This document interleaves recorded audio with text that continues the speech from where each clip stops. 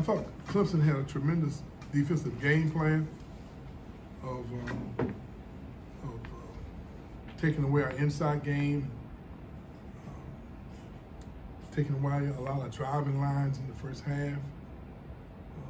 Obviously, times we played them in the past, we've been able to get some things over the top, and some post touches for our big guys, and lobs and some slot passes, and they made us work real hard to try to get shots in the lane in the first half. The second half, we made the adjustment of going small so that at least we could give them a different offensive challenge. And we've been obviously spending a lot of time working on perimeter shooting. We got a lot more assists because we realized that it was kind of hitting your head against a brick wall trying to drive into the lane. So we just started driving and kicking, which creates more high percentage shots from the perimeter for our guys. And obviously, you always feel good that when the shots are going down, the offensive system looks a lot better.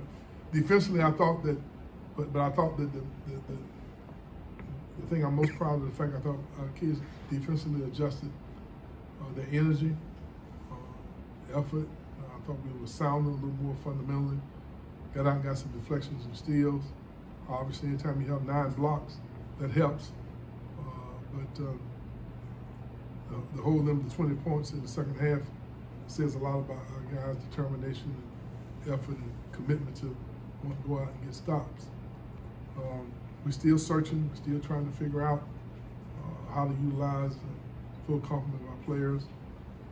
We didn't play our bigger lineup the second half, not because we don't have confidence in them. We just had to make some adjustments because of how challenging Clemson was for us the first half with their offensive system of moving the ball and spreading the floor and being aggressive with their smaller lineup. Their best player, the leading scorer, Sims, I think he's the leading scorer, second leading scorer. They don't post him up. He's not a traditional 7. He's a pick and pop 5 man. And so that created some problems for our big guys guarding away from the basket. So since he was going to be on the perimeter, we thought we'd be better off just guarding him with perimeter people. And fortunately for us, it gave us some opportunity to get some separation. Questions, please. What can you say about Anthony's performance? You've talked about your confidence in him as a shooter, and he showed it in stretches, but maybe never had a stretch quite like that. Well, I think I've said to you guys all along, I think we have potential to be a good perimeter shooting team. And before we went on the tournament, I think we had 12 threes one night, and then we go into the tournament, we go 1 of 17. We just didn't get bad in 2 or 3 days. But I think mentally, emotionally, and with confidence, we have not played consistently with confidence. And I think that's part of growing up. 6 new players, some guys who are in different roles. That's part of the growth process.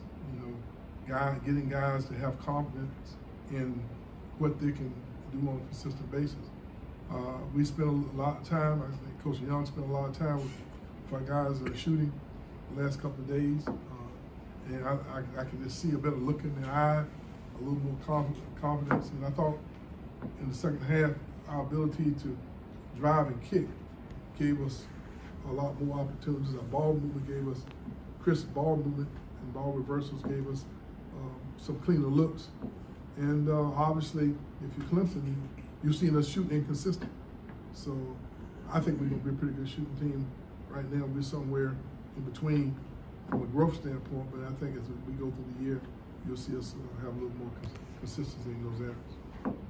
Leonard, was it just a matter of the switch in personnel, or did you guys guard better? Yeah, we did. It's a little bit of both.